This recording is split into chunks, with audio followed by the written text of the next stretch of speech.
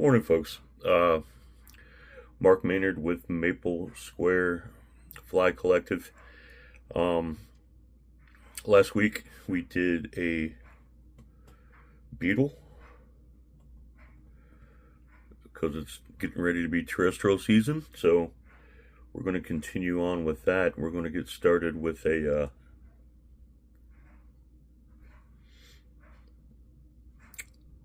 pretty easy tie hopper. We're going to be using two different foams because I'm going to do a foam underbody and a foam body on top of that. Today I'm using a light tan and a brown. Danville Flymaster waxed 140 denier thread, some EP fibers, trigger point for the wing on the grasshopper, and I'm going to use some green and rubber barred rubber legs. I really think that's about all there is to that. Should be a pretty easy tie. Starting with a Togens 2X curved nymph here. I like them because they got a good heavy wire and you can wrench on them. So we're going to start there. We're going to start by just laying some base down.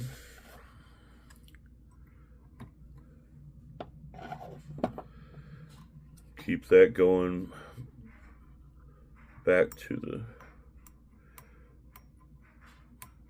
barb on the hook, which I'm going to take it back just a tad farther. Tighten my vise up here on what's going on. There we go. All right.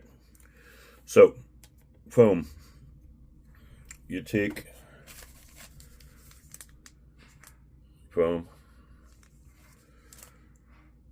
cut it out to the width of the hook gap, about on the hook there, and then trim it off to a blunt point. This is where we're going to start the tie-in for the underbody. Come back up just a tad. Trap it on my side.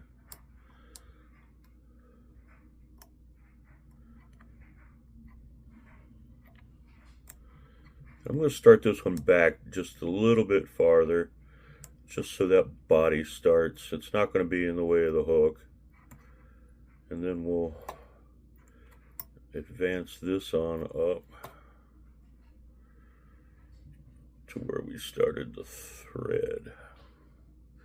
Now, what I like to do is throw a half hitch in here.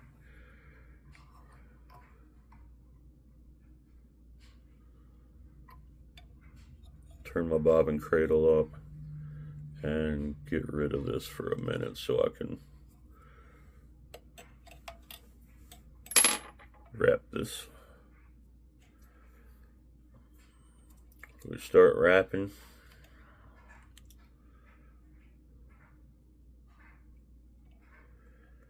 Take one. There we go.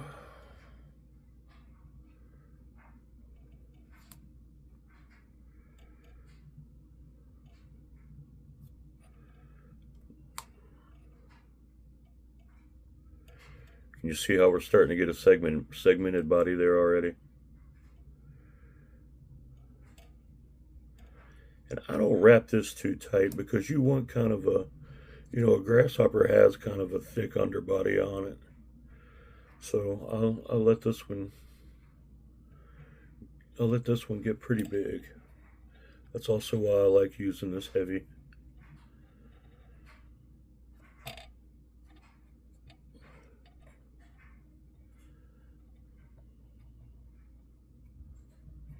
That's why I like using this heavy hook. So take one under.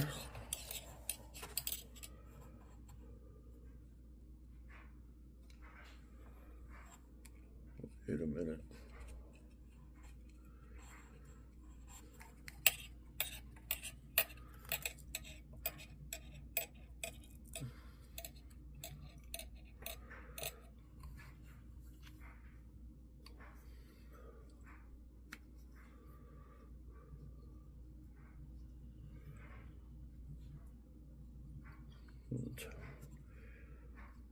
Tighten my bobbin back up here.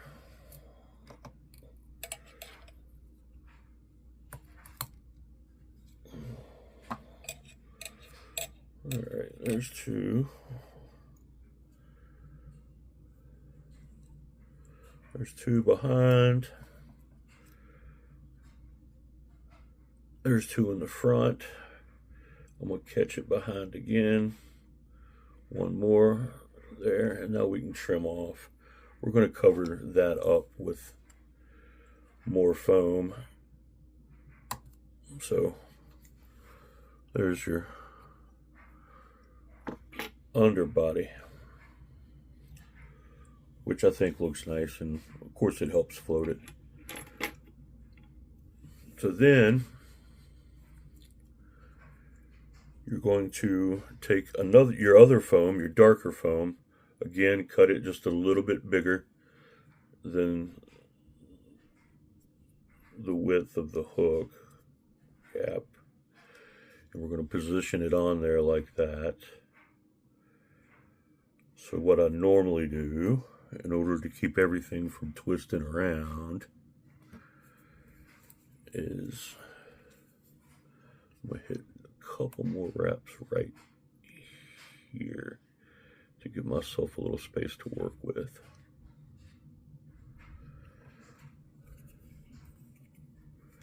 And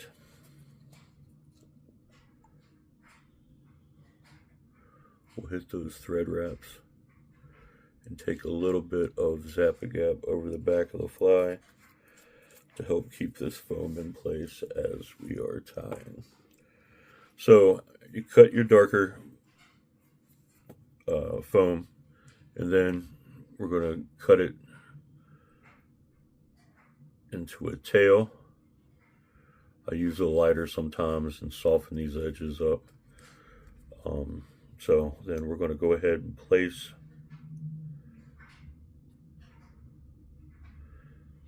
and press down the front here. That's going to be about right. Get my hand out of the way so you can see what we're doing.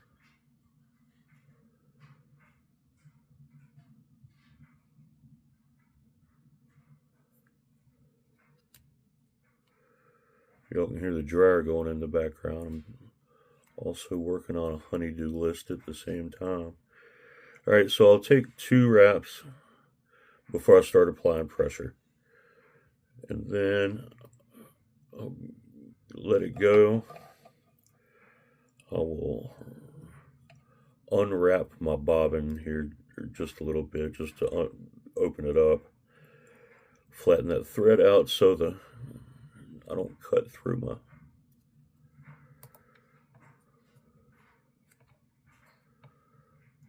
It looks pretty good. So that's what we're looking at underneath. There's your body underneath, what's going to be the longer section of the body and part of the wing there. So it just gives it a little extra look of bug to it.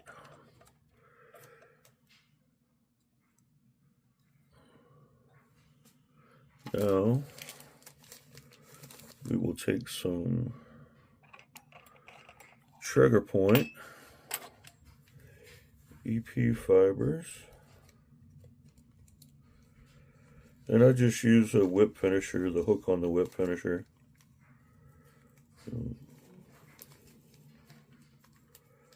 Reach in the bag here, hook some, and then pull it out that way. That's what we got.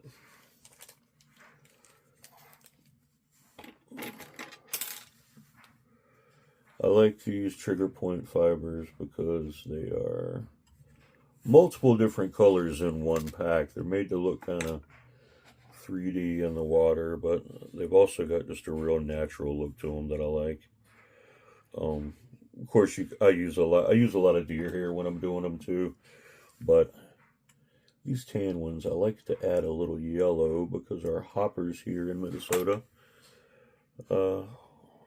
have some yellow to them. So I'm going to flatten that out a little bit before I tie it in.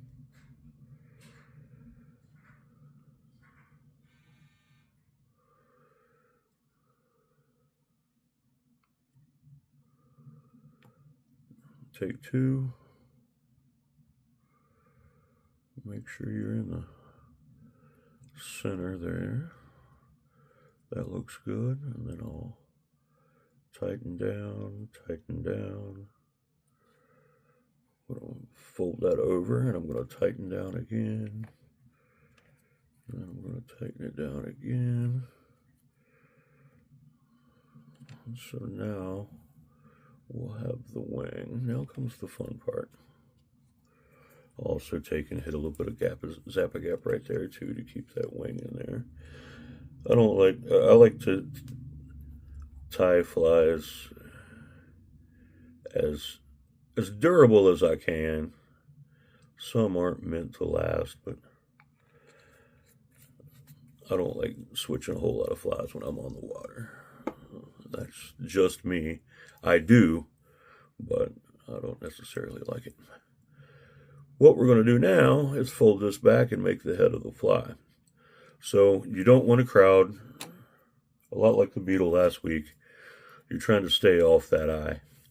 So what I do is fold it back, put the eye on my finger, and I'm going to take my thumbnail and pinch it down.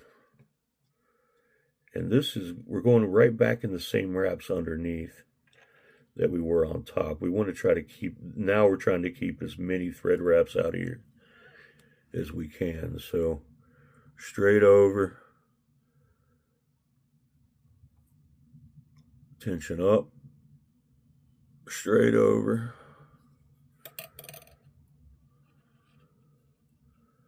make sure everything's where you want it.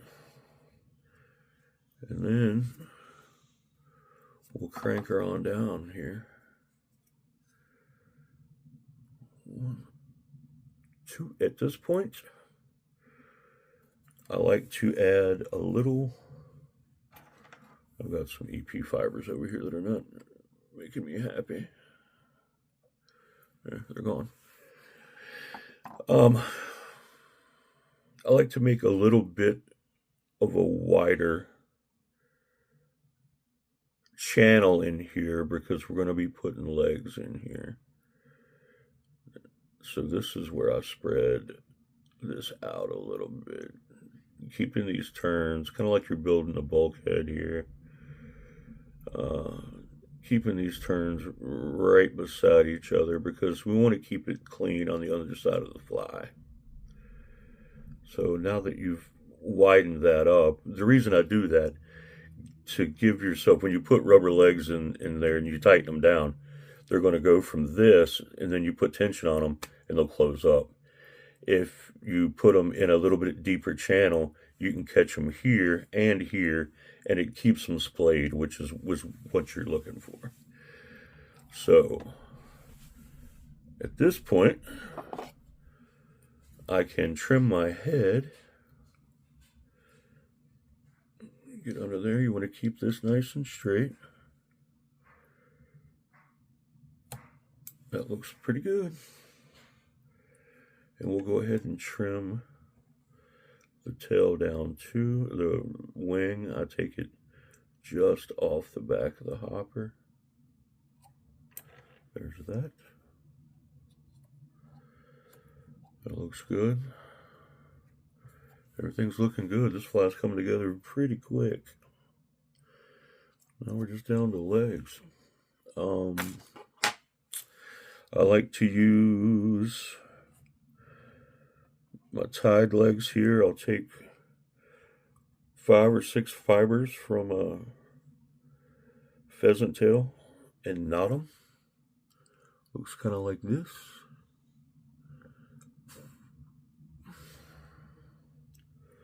When I'm tying these in, I like to make sure I've got them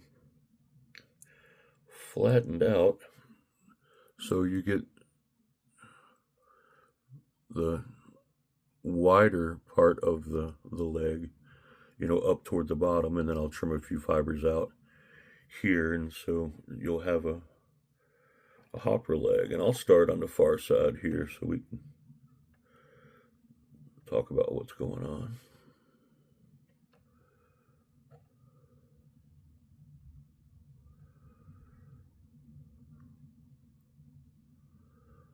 Lay it right across the fly when you get it in position, coming right back under those same wraps where you were.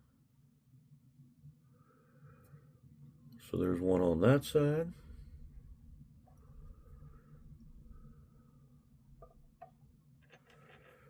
And we'll do the same thing on my side.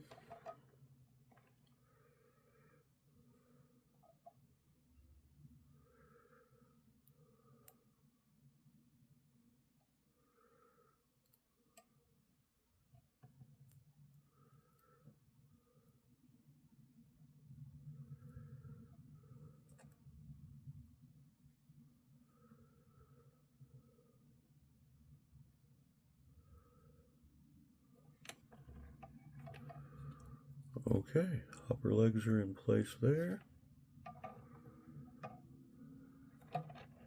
We'll flip this over and I will trim out some of the excess of the underneath of these legs that I tied on.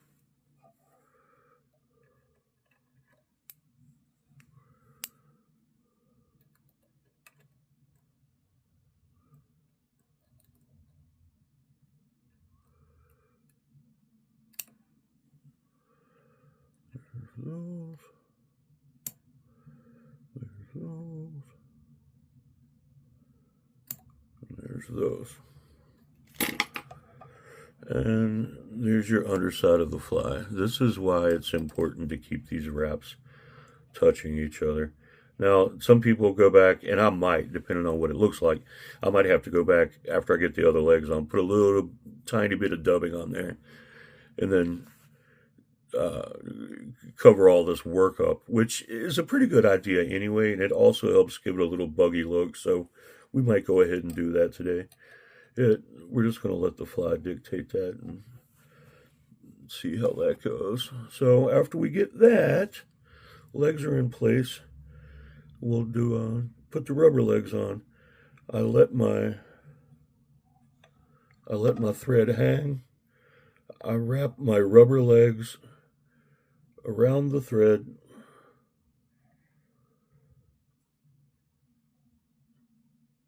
take them up to where I want them.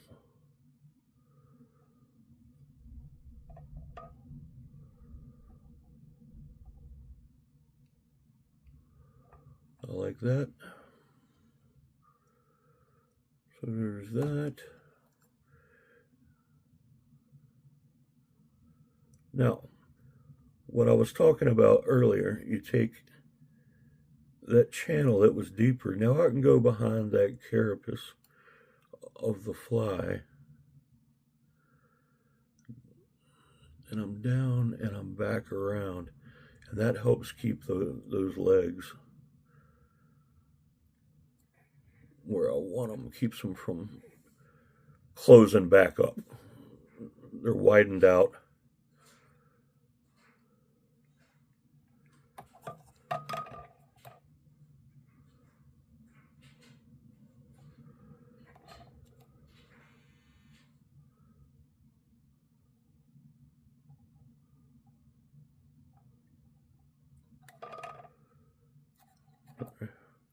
I didn't leave myself enough to work with there.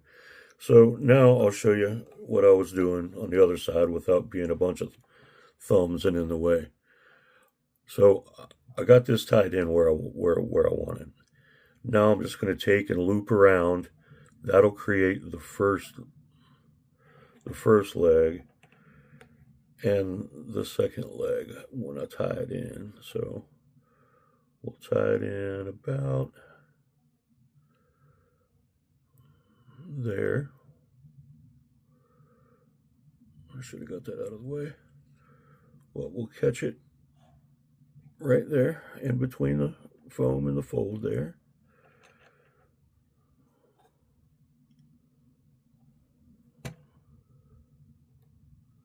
Catch it one more time. That looks pretty good. I'm going to catch it one, hold this leg back, catch it again. Now I'm going to go under that carapace. When I say that, I'm going under where we cut the head of this fly. Going under, coming around and catching it back in the same channel. So all that is now locked in. We're still clean underneath, so I probably will not use dubbing here.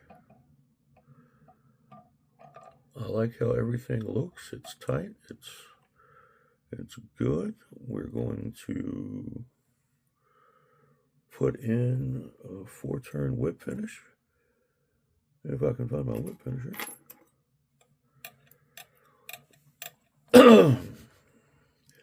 Nice big wide berth on this whip finish so you stay out of the way of the legs. So take it down to the fly. There's 1, there's 2, there's 3, and there's 4. We'll go down, take that out. Whoa, whoa, whoa. Ooh, caught a leg here. We caught a leg on the last one too.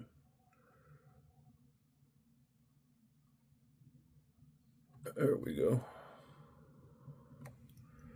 We'll put another 2-turn in there just to do it. So there's 1. There's 2. Come out.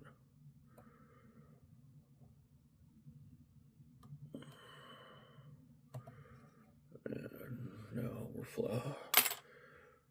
Good. We're almost finished now. Appreciate you guys letting me be all thumbs through this one. But these are fun to tie. I like tying them. So now we'll separate the front legs. We'll take the back legs, pull them up to the front legs, and we'll measure those about there. I like to trim all these legs at one time so they're the same length. So with all 4 strands of rubber legs, take that and boom goes the dynamite. We got a fly. So there's that. Let's see if I can get you a little better picture here on the camera.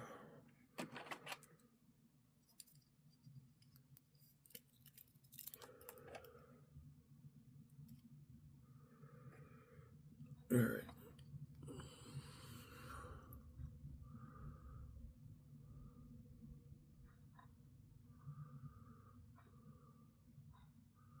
And your underbody.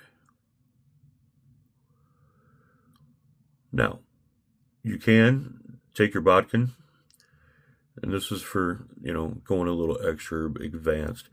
You can take your bodkin and heat it up with a lighter and just barely touch that underbody and leave lines here on this piece of the, which, I don't think they matter. They're looking for a silhouette, and these boys do the trick. Anyway, that's my fly, and let me know what you think. Again, Mark Maynard with Maple Square Fly Collective. This is only my second video, so we're going to try more. But I'm enjoying doing this, and hope that some of you are watching, and leave me a few comments to let me know that you're there. Thanks a lot. You guys have a great day.